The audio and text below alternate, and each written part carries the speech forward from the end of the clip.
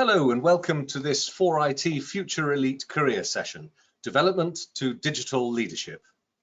These Future Elite events provide a forum for inspirational leaders in IT to share their career stories and offer advice and guidance to an audience of ambitious digital IT and change professionals. So today we welcome two leaders in the digital world who each began their journey 30 years ago in development and each progressed and have progressed to very senior leadership positions within class-leading global companies. Debbie Wilson is Group CIO for Survitec Group. Survitec deliver safety and survival solutions for the aerospace and defense, maritime and energy sectors on a global scale. And Debbie is responsible for driving the digital transformation journey across the organization. Louise Elliott is the engagement manager at Equal Experts. Yes, she wondered what that was when she first heard it too. All will become clear. She had been a hands-on developer and solutions architect for 20 years, moving for the last 10 into managing software delivery and progressing to Deputy Director for Digital Delivery within Her Majesty's Courts and Tribunals Service. And prior to that, she was a head of technology for Sky. So the presentations will last around 20 minutes each. And then Debbie and Louise will come together as a panel to answer your questions. So please put these into the Q&A panel on your GoToWebinar toolbar as we go through the session in real time. And we will address as many as we have time for before we close at 7 o'clock. So I'll hand over now to our first speaker and welcome Debbie Wilson. John, thanks very much. And thank you for the invitation to speak this evening. I'm also thrilled to share the virtual stage with Louise. So I thought I would spend just the first few minutes talking about my career path, and then from there, just a few lessons learned that I've had along the way as I've made the different career choices that I've made. So starting kind of bottom up on this slide, in my earlier career, I started as a programmer, so born into IT as a programmer. So there's a few years that might not be shown on this slide, but thank you, John, for the 30-year comment. It's, I guess, 30 plus at this point. But that early programming and development of software led me to my first management role in Toronto, Canada, with Unilever as application development manager for supply chain. And I actually met my first mentor at that time, and he actually is the one who encouraged me to take on my first management role. And that was implementing SAP Canada-wide for the Unilever group. From there, I had the opportunity to move to Florida, so my first venture into the US. I was tapped for an opportunity to lead a global ERP implementation for the Tyco company, one of the groups of the Tyco company. So I joined that organization and went through Y2K, as you can see the years there, and did major ERP deployments. The company then continued to grow and expand with acquisitions. So my role in doing ERP consolidations grew, which led me to my first vice president role, which was for global information technology, which is basically a product divisional CIO role. From there, after doing the kind of the manufacturing supply chain engineering type consolidations and digitizations, I was tapped to join the services side of Tyco, and that was with the ADT Global business, which I'm sure most of you know that brand. So that was a global CIO role. My responsibility was to transform the end-to-end order-to-cash process, which included the monitoring centers, the telecommunications, and all the way to actually the consumer's home with the ADT security systems in your house. And that was during the IP to analog to digital transformation. So the security systems then were analog, and I was responsible for partnering with product engineering and marketing to actually deliver the first ADT security digital solution, which is the ADT Pulse system that's still out there today. After being operational in IT for quite some time at that point, and then kind of in a split role of driving transformation programs in partnership with business leaders, as well as running the operation of IT, I decided to make a career change and focus really more on the transformation side of things. That's really the part that excited me the most. So that led to a move from the US to Singapore. So moved my husband and I there. We lived there for 5 years.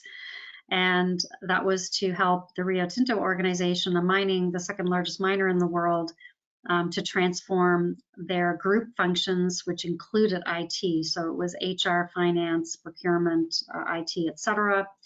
So they were setting up global business services in Singapore for the first time. So I was part of the on-the-ground beginnings of that strategy.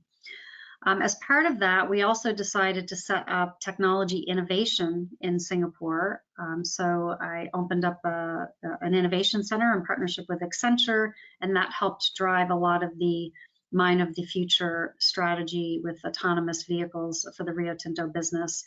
So that was tons of fun.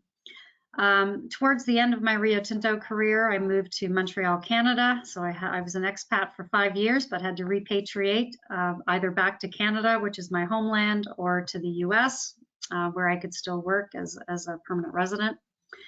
So I did do a year in Montreal and then focused on transforming the end-to-end user experience within the organization. After that, I decided to move back to Florida and get into my own consulting. And so the years of transformation roles kind of prepared me for that.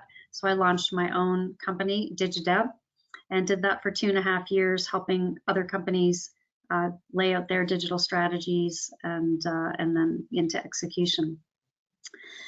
After doing that for 2.5 years, I was then tapped for a CIO opportunity, and in fact, by the chairman of the Survitech Group, who was my president at dialing back down to Tyco Safety Products. So it does have to pay to have mentors and sponsors. So he tapped me to come work for his organization and get back into the CIO role. It is very much a transformational position again. So definitely core to the roles that excite me. And so Survitech are on a mission to digitize both the internal operations, but also digitizing the experience with the customer.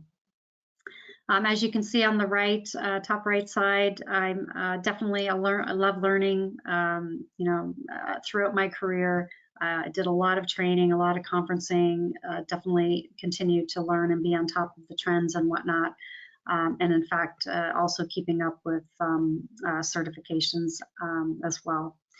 I'm also very passionate about helping women in technology. Love that we need as we bring more women into the game, and I love being part of that. So I'm always a member of an organization that's promoting women in tech. So with that little bit of background, just a few things that I kind of picked up, and I kind of picked one from every job. So every time I made a career change, a job change, I kind of thought back and said, what was the key learning that I took from that and applied into the next role? So I've outlined kind of my key learnings, starting with my early career to the later career. So the first one is, it's about solving problems. And I really did learn that early on. I had some great mentors in my first programming jobs that really helped me to initially focus on the customer and the pain point or the business user. What problem are we trying to solve? And let's make sure that that's what we're focused on. So I learned it really, really early on, which I think really helped me throughout my career.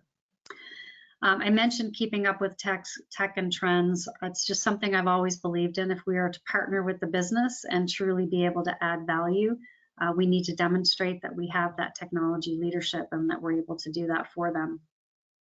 The network sponsors and mentors.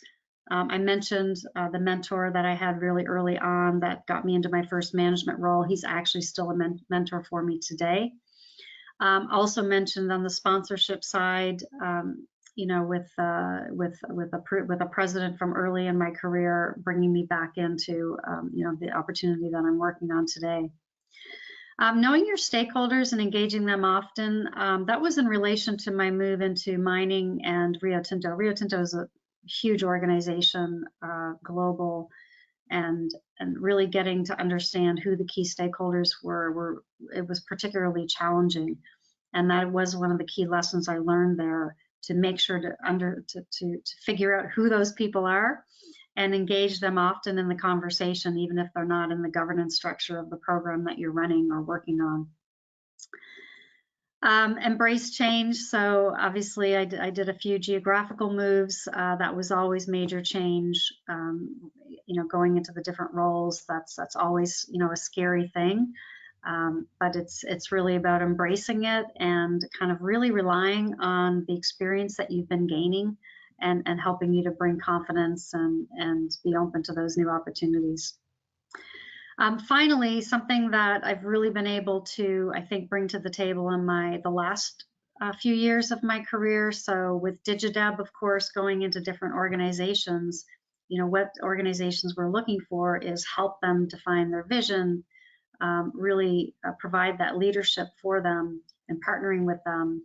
And then certainly in my current role, you know, that is what the organization is looking to me for, not just execution, delivery, et cetera, but it's helping partner with them to contribute to, you know, the digital vision, the transformation vision, what the company wants to be, and really playing a key role in the leadership and seat at the table, if you will. So those are my career learnings and a brief overview. And with that, I think I'll just maybe hand it back to John, and we'll get to Louise.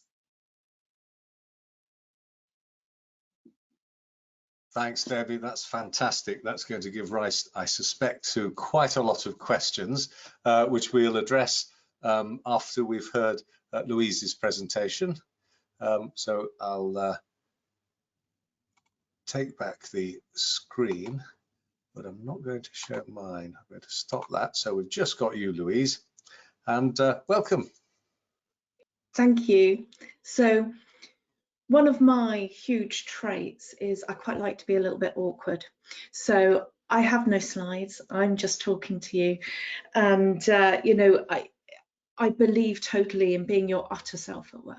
So that means be professional, absolutely, in your interactions with people, but bring yourself to it, right? So that's what I'm doing today. No slides, short hair, that's who I am. Perfect. So I started my career 30 years ago, software, loved the tech. At a time when not a lot of people were in software, it was quite an unusual career. And I was in scientific software. I worked in radar systems initially, and then a little later in satellite systems. Really enjoyed that, did some stuff that I'm amazed I did when I look back at it now. Some really complicated things, really utterly adored that. I actually studied in Bath, and my first job was in Essex. My second job was in Portsmouth, so I obviously believe in moving around for fun work. Then I moved up north, and I worked for Equifax in Bradford, although I lived in Manchester. You know, it's why not? So, you know, I was still in dev, lots of different technologies, lots of different ways of working, different sectors. I really enjoy that. I enjoy that change. I enjoy that challenge of learning a new sector, new standards. I really loved developing, and at that time you were either a developer. If you wanted to get promoted, you went into team leadership, and that meant you didn't develop anymore. So I really fought management for a long time in my career. I done all sorts of different technologies, all sorts of different sectors. I moved from the job in Bradford to a job in Preston, to a job in Leeds, to a job in Philadelphia, to a job in Newcastle, to a job back in Leeds again, you know, around and about the place, lots and lots of different places, lots of different sectors. Really enjoyed it. My first 20 years completely technical. I did a little bit of leadership in there, but not as my proper job role. So I did a bit of team leading, but I was a developer who was doing a bit of team leading. and I did some solutions architecture, but I was completely hands-on throughout that period. So that was the thing that was important to me. And after about 20 years, I hit this, I guess, a career crisis. So I couldn't find that challenge anymore. And up to that point, I didn't even know I was looking for a challenge. So there was no challenge. I'd just done a really hard technical thing for the last 3-4 years. Really, really tough, had to incredible performance requirements at a time that was hard to achieve with the tech. I was working with a team that was based in China. I was living in the US. My client was in the UK, time zone difficulties everywhere. We were doing agile, early 2000s.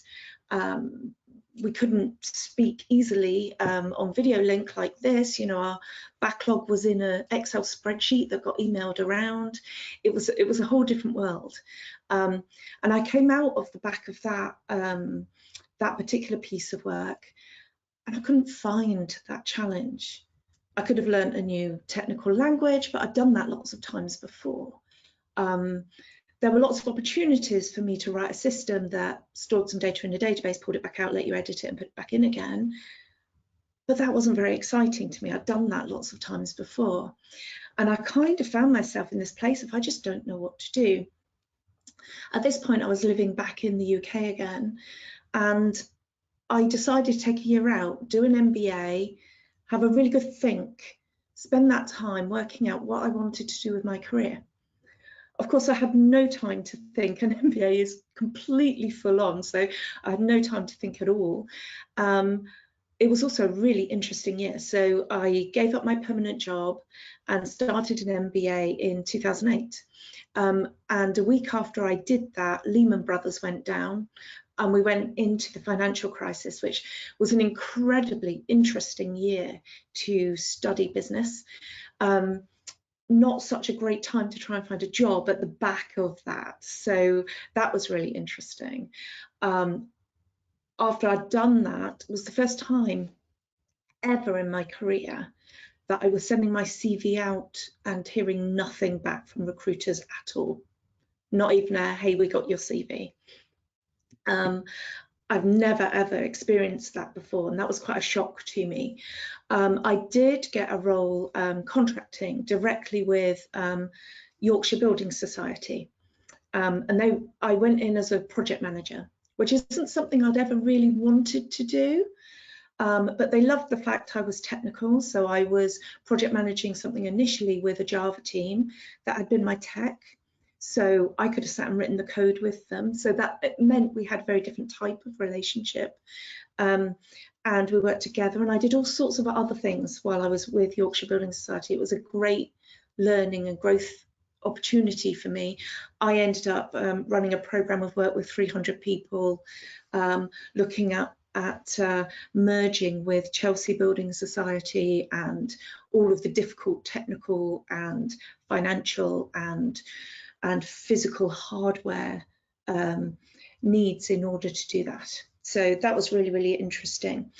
So since the MBA, I've been in the management side. No one has paid me to code since then, which means I have to do lots of things like number puzzles and things like that to get that same sort of feedback. I still really want that analytical and creativeness.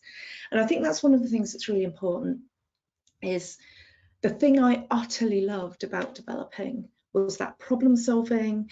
It was the, it's not working, it's not working, it's not working, it works. Feedback every day, multiple times a day. It was the knowing I was making a difference. It was the achieving things. It was working in a team, delivering, you know, all of those things. That's what I utterly loved as a developer. And I fought management.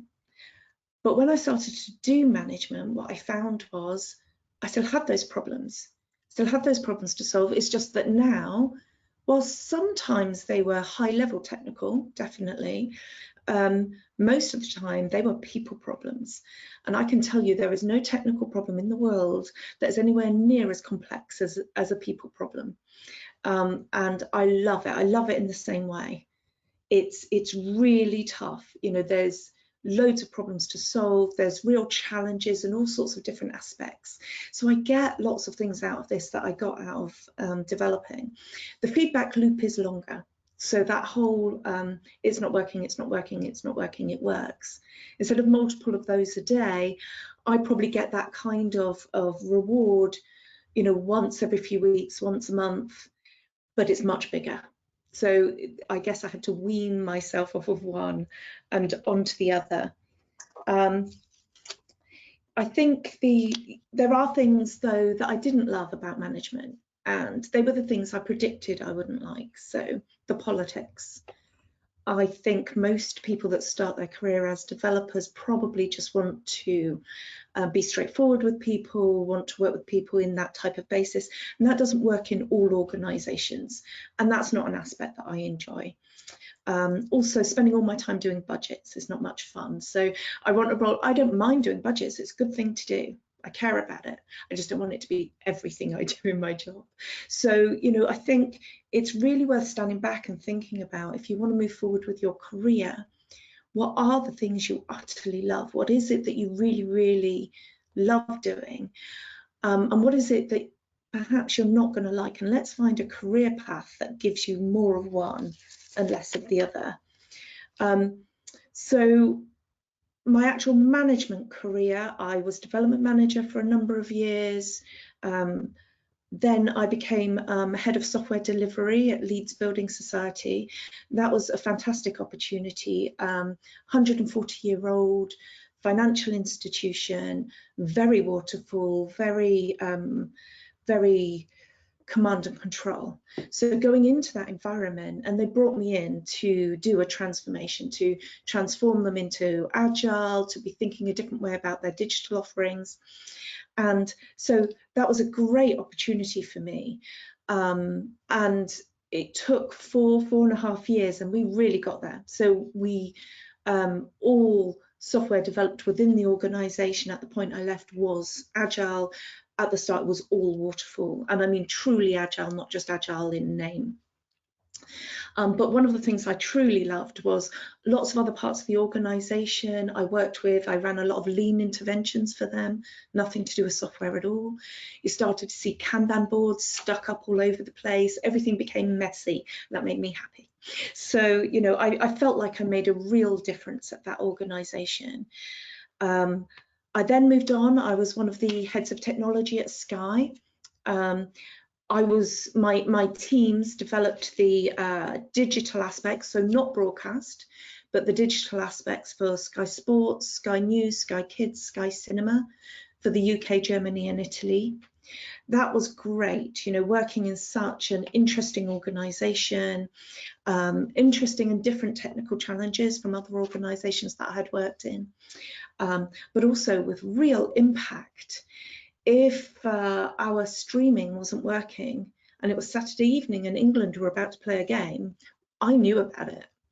And we were getting on there and running around and trying to make things work in the background. So a real consumer oriented business. It was really, really interesting. Now, I'm not a huge sports fan. But I found incredibly interesting aspects of being responsible for the Sky Sports digital side.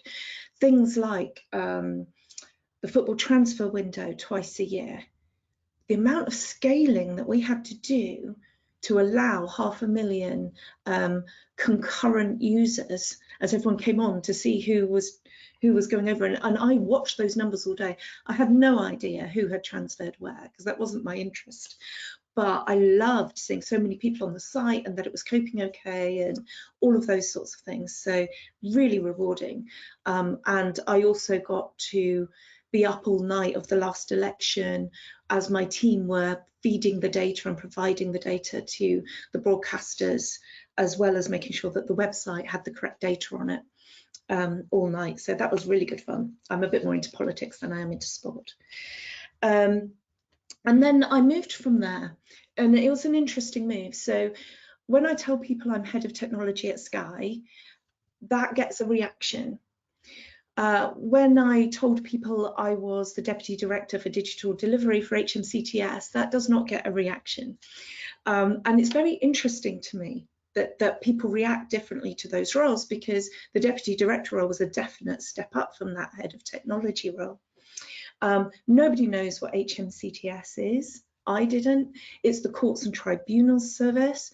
So I went from an environment like Sky into the civil service. Very interesting for me.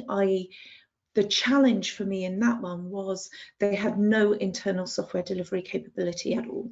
So I went in there to build that from scratch, and I'd never built it from scratch before. So I was very excited about doing that. The plan was to open 5 digital hubs around the UK and recruit into those and build this really great culture.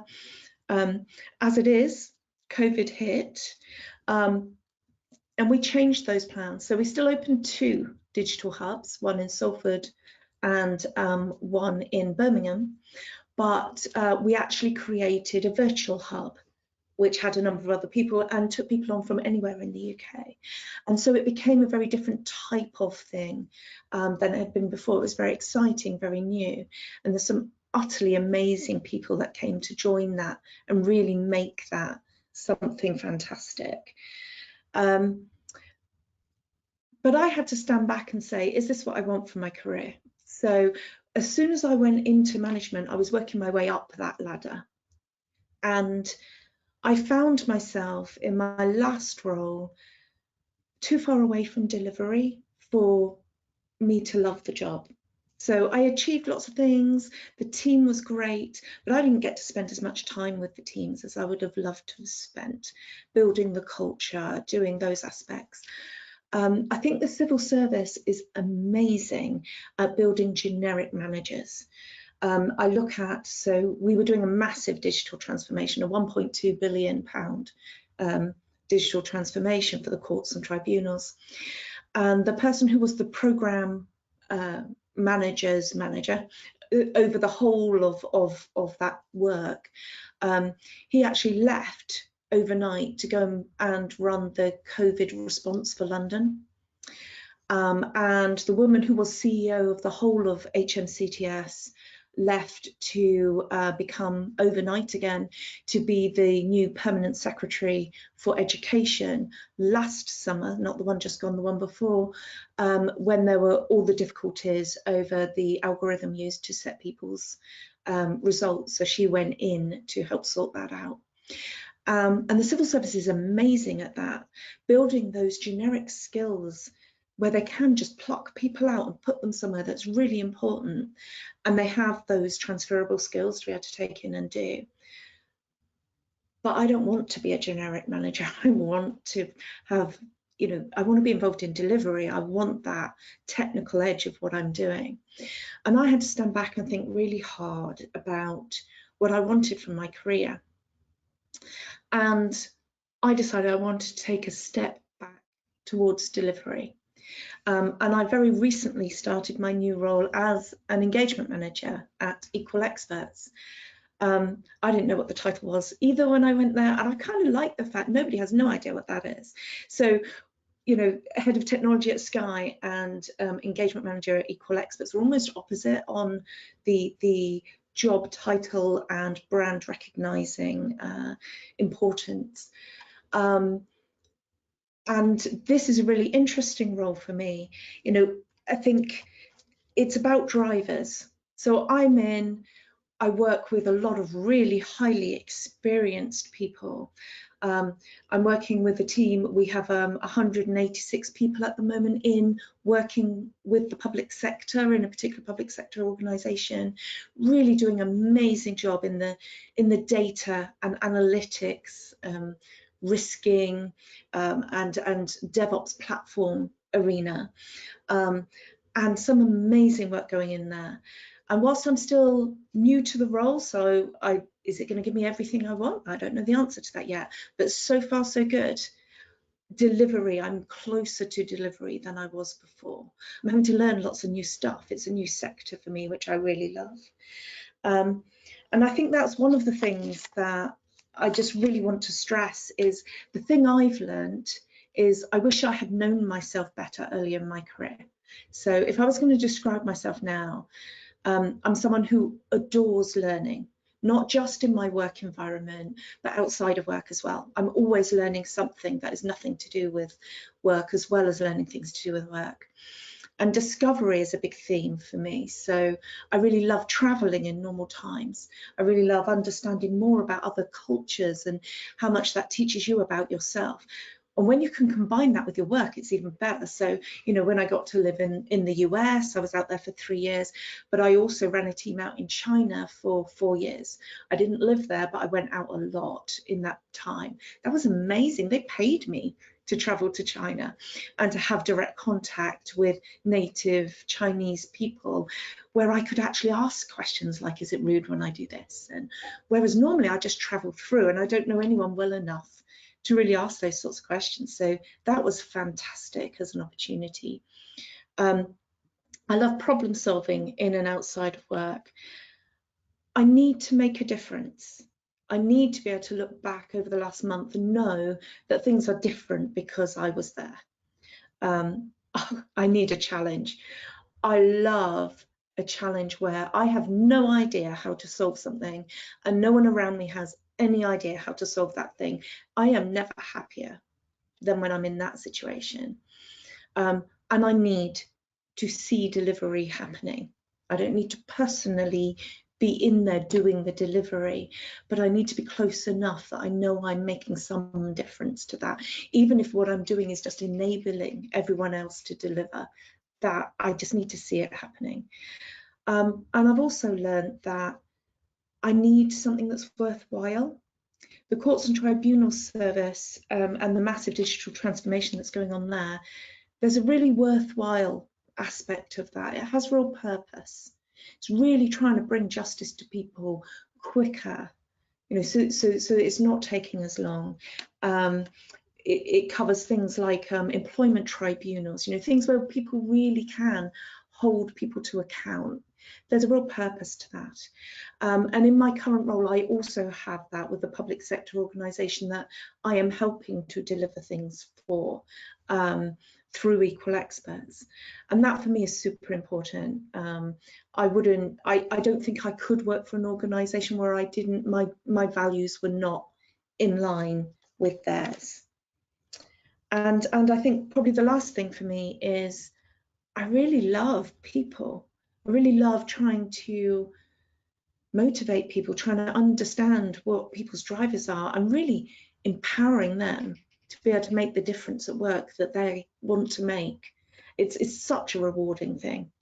And that's everything that I have to say. So I'm looking forward to the Q&A.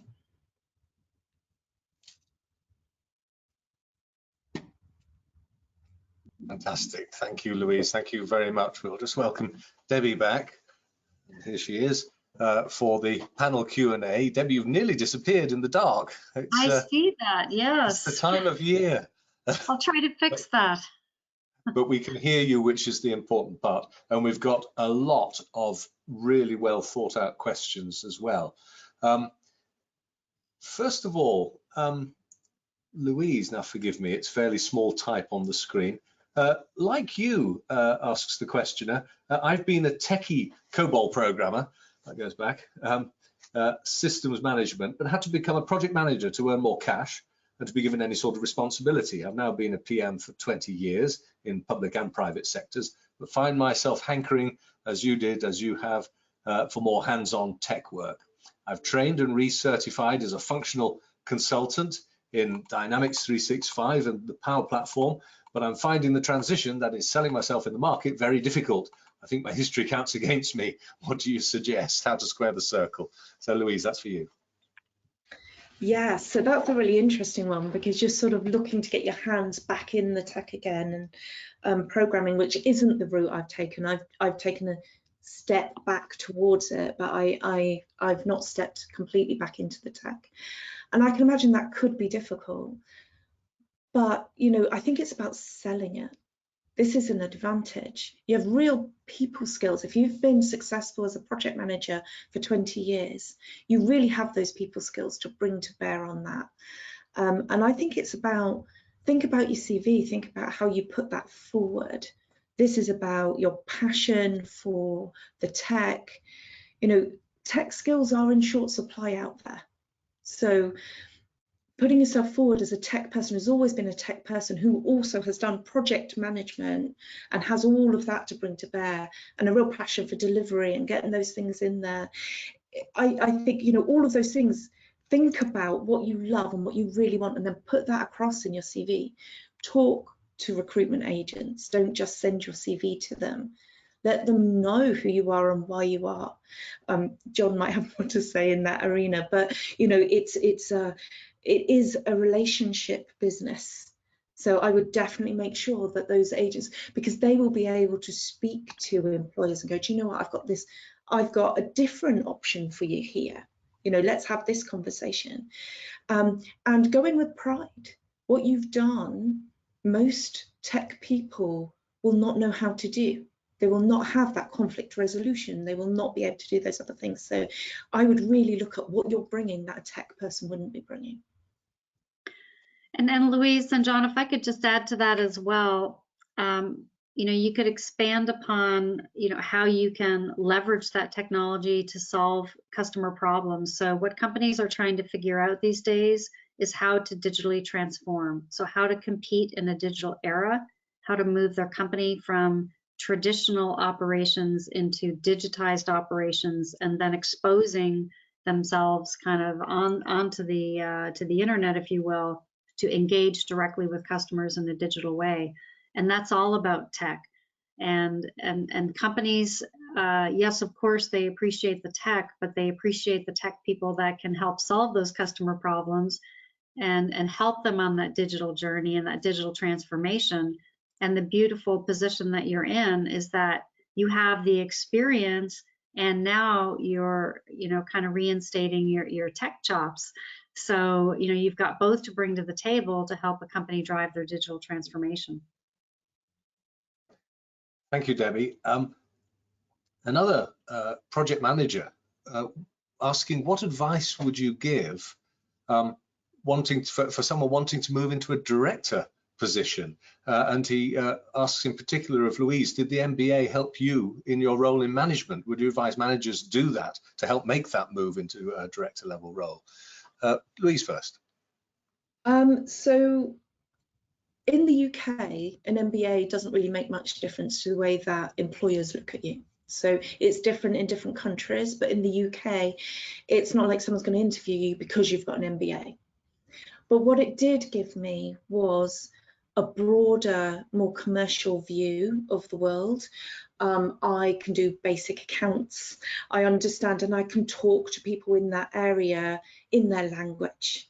I understand basic marketing, and I can talk to and understand the drivers and what issues might be hit by people in that area by some of the things that we're doing, and so on across the organization.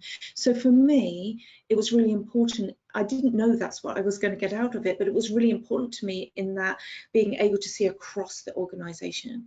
I'm a big believer in what's right for the organization, that being the main question that's being asked. But does it help you become a director? I don't think you have to have it. So it depends on for me, it was a personal learning thing, not a visibility thing for other people. Debbie, what would you advise PM to director level? Well, first of all, Louise, congrats on your MBA, and like you said, it's not always something that's looked for in director, VP, or even CIO roles necessarily, but I think it's certainly an advantage.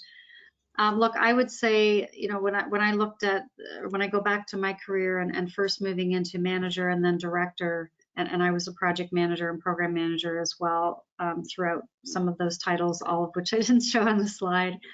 The key thing was really leadership. So the business looks for that leadership. So yep, you can be a great project manager or even a great technical type person, and you can have a great career and go up into technical roles. But if you really want to get into that general management role, which a director is, a director could be very specific in a specific area as well. but really it's the leadership that makes a difference. Have you demonstrated the leadership? Do you have a strong voice in the room? Are you leading the business on a journey with the program that you're project managing? It's that type of thing that gets recognized, where the business or the IT leadership would say, wow, they really have more senior level capability. And then the opportunities, I think, to director level roles would be there. And there's different ways to do that, of course. You know, it's easy to say, but you know, you really have to consciously think about, you know, every opportunity to demonstrate that leadership. And that could be in updating your stakeholders on your project. It could be in leading, making sure that you volunteer to play kind of leadership roles in different workshops and sessions. You know, there's all sorts of ways that you can put yourself out there to demonstrate leadership. We have a question for both of you that's really quite generic but interesting. Have you done any leadership training, and what would you recommend, Debbie? Absolutely. I've done a ton of leadership training. I've been fortunate to be part of organizations that have actually offered it. So for the most part, my leadership training has been provided by the companies that I work for. And I've welcomed it. Like I said, I'm an avid learner. It's a continuous journey of learning, life is. So, you know, there's all sorts of different management level leadership type trainings that a business would typically offer, depending on your role. If you're in a up and coming potential management role, then that's a certain type of training that organizations offer. You know, I'm actually in a leadership training right now with my new company, Survitech, at this point in my 30+ career. And it's because the company puts all leaders through this training, regardless of what level you're at. And so I'm in this engaging leaders training, it's called, and it really helps you brush up on some of the basic kind of leadership skills. And it's amazing that even at this point in my career, I'm learning tons. I'm engaging with other leaders in the organization. It's a lot of fun. Most of my external that I've sought out myself has all been related to the technology, because even though I've been in management roles for quite some time, I still believe in you know, learning the technology. So the certificates that I talked about, I've actually achieved just in the last few years. So on artificial intelligence and digital transformation strategies and whatnot from MIT and Columbia.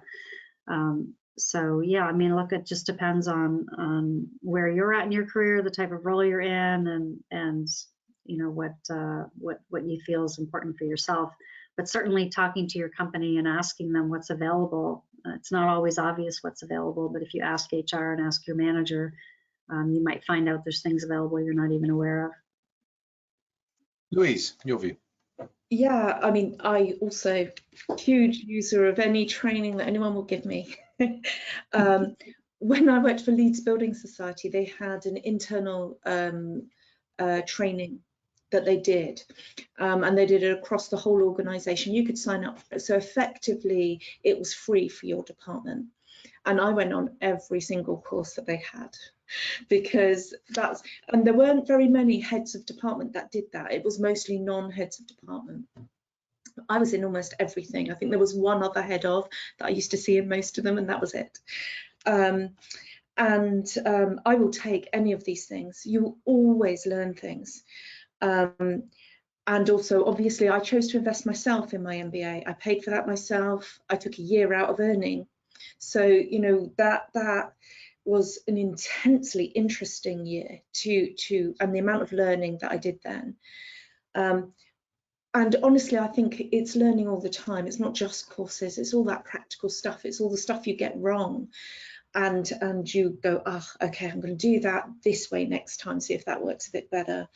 And like Debbie, you know, I'm not doing the certifications, but I do a lot of personal learning on things like AI and machine learning, and just because I'm interested in it, blockchain, and that's just because I'm interested. I also do lots of astrophysics and cosmology and various other things that are nothing to do with my job at all, as well as playing bridge, which is a card game that 80-year-olds play, if anyone's wondering what that is. And I'm a very keen bridge player, and I go to the local bridge club and do that as well. And that's a hugely analytical and hugely creative at the same time. So I will learn anything and everything. So if you guys can recommend any courses to me, I'd love it. Thank you. That's fantastic. I don't think anybody said something like that on one of these sessions before, Louise. Question for Debbie. It was great to hear that you thought finding a mentor was important. That's really good advice. What the questioner asks is, how do you identify the right one in a large-scale organization? Is there a science or logic behind it?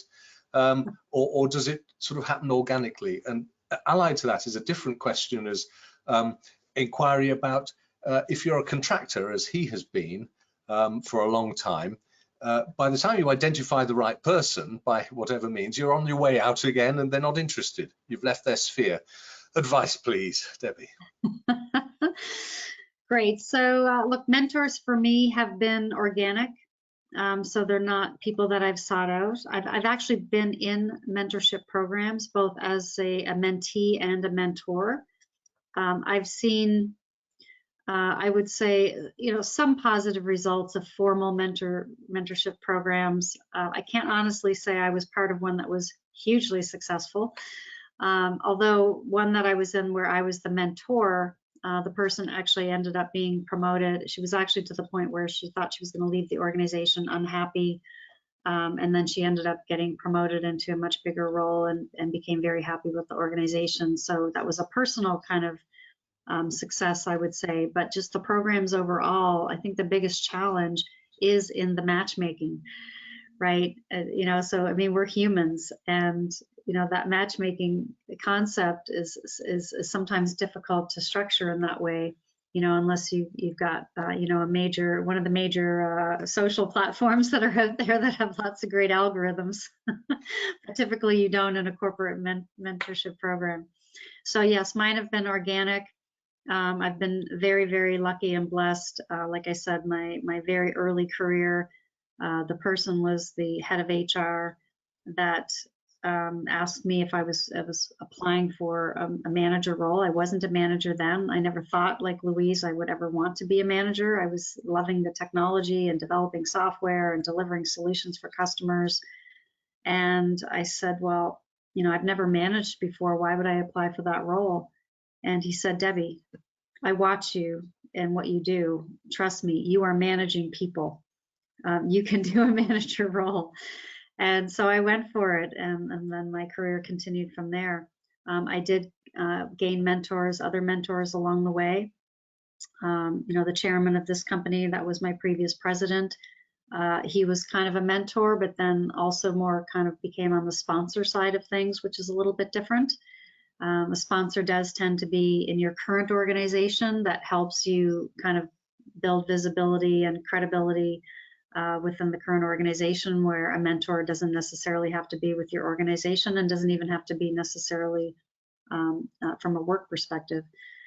But I have met them all organically. It just sort of happens in I think the relationships that we build, and it's leaving ourselves open for that. It's not just about the work, heads down doing the technical job delivering. It's about the relationships we build along the way and making sure that we're networking within our organization and talking to our stakeholders and using every opportunity to communicate. That's what brings organically the mentor opportunities. Being a contractor, I would guess, yes, that's a little bit more challenging. But like I said, I've changed organizations and I've kept those mentors. And maybe because if you do find them organically that way, they kind of are longer lasting than getting assigned into a program. Louise, what do you think about finding a mentor? So this question comes up quite a lot, and I always feel really awkward answering it because I've never had a mentor. I've never really wanted a mentor. I have had a sponsor, so that's an interesting difference, who actually remains a sponsor even though I don't work with him now, in a strange way. but I have mentored other people, and I don't know how good a mentor I am because I don't look for a mentor in other people, so I'm not too sure that that helps. But I've done a lot of work from sixth formers trying to work out what career they want to go to people taking a management degree as a first degree and trying to work out what on earth they're going to do from the back of that, through to technical people in organisations. Most of those latter, though, tend to be more informal and not really mentor. And I think when I say I've never had a mentor, I probably have never labelled it that way. But there have been lots of people who have been utterly amazing, who I've learned lots from. And I think that probably is a mentor. It's just not, my head doesn't categorize it like that. I guess the way I look at mentor, and I do label it because it's the people, and there have just been few, the people that I feel know me and are willing to be transparent and open and direct and honest about feedback, that I can speak to about a situation and get that kind of feedback, which then helps me to grow. So, you know, it's being able to have a very open and personal conversation and being willing to accept the feedback and say, okay, I'm going to take that feedback and work on that particular aspect of what I do. And typically it's the soft skills that you're being mentored on, right? Not necessarily the technical skills. It's the soft skills of how you engage with the business and really get things done for an organization. Yes, there's a great deal of trust involved in that sort of relationship, isn't there? Absolutely, absolutely. A couple of geographical questions, one touching on the mentorship. It's this: do you see a difference in the way that companies look at mentorship? Any differences in regions, UK, USA, Canada, or even China? Do you see a difference in leadership styles as well? The questioner asks. Okay, I guess. Oh, Debbie, do you want to say that? Okay. Debbie, you go. So, you know, in the topic of mentors, I've always worked for global organizations since my early career, as you could see with Unilever. And so, yeah, I mean, I don't see it looked at differently, really. I mean, I've been part of the global organizations that have had these programs that, yeah, so I think it's pretty much the same around the world. Leadership styles, absolutely. The differences, Louise mentioned some of this in terms of learning the culture of working in China. You know, I've worked in, you know, I lived around the world, worked around the world. I've been in global roles since my Unilever role, in fact. And so, well, actually more in the post Unilever when I moved to Florida Tyco role, but Unilever was a global organization. My accountability was just Canada at the time. But yeah, I definitely see dealing with, say, leaders in the UK, leaders in Singapore, leaders in China, Japan, leaders in Australia, Africa, very, very different. You know, and it's learning the different styles and cultures and adapting to it. I remember the first time when I moved to Singapore, you know, learning the Singapore culture was really very interesting, and it was very different. And Australia, the company that I worked for was very much Australian based because a lot of the mining assets were in Australia. And again, a whole different leadership style there. But the key is about observing, learning, asking questions, and then, you know, there's nothing wrong with you bringing a little bit of your different leadership style from the region you come from, but certainly you need to learn to adapt and adopt when dealing with the different leaders. Is that your experience, Louise, as well?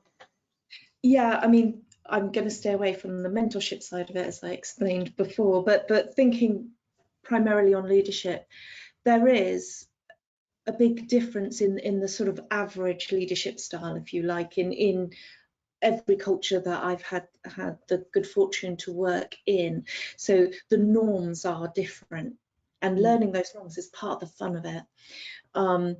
People, of course, vary hugely from the norms. So I am slightly loath to say, well, in America it's like this and in the UK it's like that, because that's true on a sort of average overall, although I only worked East Coast America, so West Coast America is probably really different, and all of those things. And but it's good to learn those rough things and have those as the starting places when you're dealing with individuals in those areas. And you know, I always feel a little, when I worked with my team in China, I was their direct line manager, and I taught them to work with me in the way I wanted to be worked with. So they would tell me when they thought there was a better way of doing things. They would feed back. And I kind of feel really guilty about that. You know, the one person in particular who lives in Singapore now, and he has not risen in his career at all. And I think I broke him because, you know, he has to feed back, and this is not appreciated. You know, so there's good and bad in all of these things, but you know, I think it's really interesting. You learn so much more about yourself as well when you see other styles and other ways of doing things. And I think one of the key things that Debbie said there was about adapting. Really good leaders adapt, not just to the environment they're in and the organization and what that needs and the country and what that needs, but the individual and what that individual needs. You know, do they need more of a friend and a helper and a no judgment? Do they need someone holding them to account a little bit more to kind of motivate them in and through? All sorts of different styles, different ways of working. I'm a huge believer in empowerment. So if I'm looking at my style, it's utterly about clearing the way to let everyone else do their job. But there might be some people for whom that doesn't work for them. And I will have to adapt if that's the case. There's a couple of questions I can combine, partly geographical, partly about change. Human beings naturally resist change as a species. You've both embraced it and made it an important part of what you do. How did you make yourself do that? And in particular, here's the geographical bit, how hard or easy is it to relocate to another country just for work, leaving behind all that you do? Louise, take that one first. I love change. I have always loved change, and I don't understand I mean, I see people resisting change, don't get me wrong, but that's never been my thing. But a few years ago, I think I came to the realization, because I've always gone, why? What's that about? I love change because I'm doing it. It's not done to me, and I'm doing it because I'm leaping in, going, oh, can I help with that? And then I am doing the change. I think I would really dislike change that was done to me, and I think that's probably where that dislike comes. So yeah, I just leap in and become part of the team that's doing the change. It wasn't a big wrench for me really, moving abroad. I took my husband with me, a bit like Debbie. He's also a developer. I was a developer at the time I went out to the US, and he got a job with my organization. We both moved out when I was offered to move out. So, you know, it worked really well. I came back to the UK. I still worked for a UK company, so it wasn't like I was away. And I got to see people and say hi. I don't have children, so I wasn't worrying about education or any of those things. So in some ways, a lot simpler. But you know, for me, the opportunity to actually really learn at a fundamental level another culture is just huge. You know, because you go travel somewhere for 3 weeks, you get a taste, but you don't really understand. I still don't really understand, but I have much more than a taste now. And for me, that's its own reward. Fantastic, Debbie. Debbie, your view, fairly quickly, because we're coming up to time. Okay, all right. With 1 minute left, I would say I'll go back to the mentors. So embracing change and taking on different roles and moving to different places. That was really inspired by some key early mentors for me that really gave me that courage. But once you do it a couple of times, you build the confidence, and then you just keep going. So yeah, that's really what it was about for me. Well, we're reaching our time of closing. We have got questions left, but I'm delighted to say that both Debbie and Louise have very kindly offered to answer any remaining questions with a few lines that we'll put up with the recording in a day or two of this session. But thank you very much, Debbie, and thank you, Louise. You've shared an absolutely fascinating journey with us. It's incredibly thought-provoking to hear your experiences, and I wish we could have had another hour to hear more. We'll share a recording, as I say, with the further answers with the questions, of course, as well, in the next day or two. And in the meantime, when you close this session, and by email in an hour's time as well, you'll be invited to complete a survey to tell us how you found this event. This is very quick to do, and we really appreciate your input. It's incredibly valuable. I hope you've enjoyed this session. Thank you for being here. Thank you again to our speakers, Debbie Wilson and Louise Elliott, and goodbye.